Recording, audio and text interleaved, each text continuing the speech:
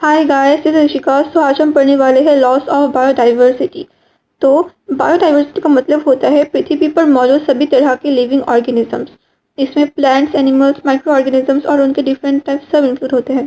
Simple words में nature में life की वैरायटी को बायोडाइवर्सिटी कहते हैं। तो यहाँ पे हमें एक टर्म दिया गया है, biological diversity act 2002। Biological diversity act 2002 एक लॉ है जो इंडियन पार्लियामेंट ने पास किया था। इस एक्ट के मेन ऑब्जेक्टिव है बायोडाइवर्सिटी को प्रोटेक्ट करना, बायोलॉजिकल रिसोर्स का सस्टेनेबल यूज करना और लोकल कम्युनिटीज के नॉलेज को प्रोटेक्ट करना। ये एक्ट यूनाइटेड नेशन के कन्वेंशन ऑन बायोलॉजिकल डाइवर्सिटी यानी कि CBD को फॉलो करने के लिए बनाया गया है।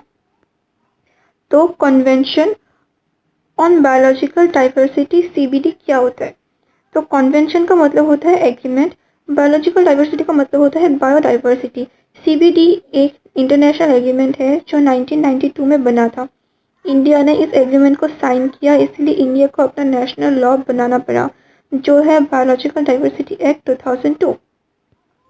तो अभी हम पढ़ने वाले हैं बायोलॉजिकल डाइवर्सिटी के साइलेंट फीचर्स यानी कि मेन फीचर्स। तो नंबर 1 है regulation of access to biological resource of the country. इसका मतलब है कि इंडिया ने बायोलॉजिकल रिसोर्स पर कंट्रोल रखा जाता है। बायोलॉजिकल रिसोर्स जैसे प्लांट्स, एनिमल्स, माइक्रो ऑर्गेनिजम्स, कौन इस रिसोर्स का यूज़ करेगा, कैसे करेगा और किस प्रोसेस के लिए करेगा, ये सब गवर्नमेंट डिसाइड करती है। इसका मेन एम है बायोपायरेसी को रोकना।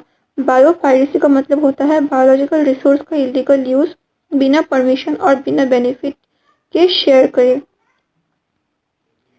नंबर 2 है conservation and sustainability of biological diversity. यहाँ दो इम्पोर्टेंट वर्ड है, कंजर्वेशन और सस्टेनेबिलिटी। कंजर्वेशन का मतलब होता है प्रोटेक्शन और सस्टेनेबिलिटी का मतलब होता है रिसोर्सेज को ऐसे यूज़ करना कि फ्यूचर में भी अवेलेबल रहे। मतलब बायोडाइवर्सिटी को बचाना भी है और रिस्पॉन्सिबली यूज़ भी करना है। नंबर 3 पॉइंट है protecting the knowledge of local community regarding biodiversity. Local और ट्राइबल कम्युनिटी के पास नेचर से रिलेटेड ट्रेडिशनल नॉलेज होते हैं, जैसे मेडिकल प्लांट का यूज़, फार्मिंग मेथड और फॉरेस्ट रिसोर्स का नॉलेज। इस एक्ट का एम है इस नॉलेज को प्रोटेक्ट करना ताकि कोई भी बिना परमिशन इसका मिसयूज ना करे। 4th पॉइंट है securing sharing of benefits with local people as conservers of biological resource and holder of knowledge and information relating to the use of biological resource।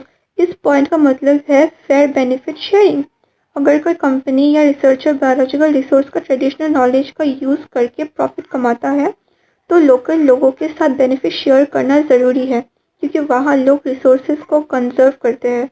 Benefits पैसा, जॉब या community development के form में हो सकता है। 5th point है protection and rehabilitation of threatened species. Threatened species वो species होता है जो एक्सटिंक्शन के डेंजर में होती है। प्रोटेक्शन का मतलब होता है हार्म से बचाना। रिहेबिलिटेशन का मतलब होता है उनके पॉपुलेशन को वापस बढ़ाने में हेल्प करना। इस एक्ट के थ्रू एंडेंजर्ड प्लांट्स और एनिमल्स को प्रोटेक्ट किया जाता है। 6th पॉइंट है establishment of institutions of state government in the implementation of the biological diversity act through dedicated committees. इसका मतलब है लॉ को प्रॉपरली इम्प्लीमेंट करने के लिए स्पेशल इंस्टीट्यूशंस बनाने गए हैं, जैसे स्टेट बायोडाइवर्सिटी बोर्ड्स और लोकल लेवल पर बायोडाइवर्सिटी मैनेजमेंट कमिटीज। ये कमिटीज बायोडाइवर्सिटी प्रोटेक्शन का काम करता है और लोकल पार्टिसिपेशन एंश्योर करता है। तो overall biological diversity act 2002 biodiversity को प्रोटेक्ट करता है, बायोपायरेसी को रोकता है, ट्रेडिशनल नॉलेज को सेफगार्ड करता है और फेयर बेनिफिट शेयरिंग एंश्योर करता है। अगर आपको वीडियो पसंद आया तो प्लीज़ लाइक, सब्सक्राइब और कमेंट ज़रूर कीजिएगा। अगर आपको इससे रिलेटेड कोई भी नोट्स चाहिए हो या फिर कोई भी आगे एक्सप्लेनेशन की ज़रूरत हो तो प्लीज़ कमेंट कर दीजिएगा। Thank you so much.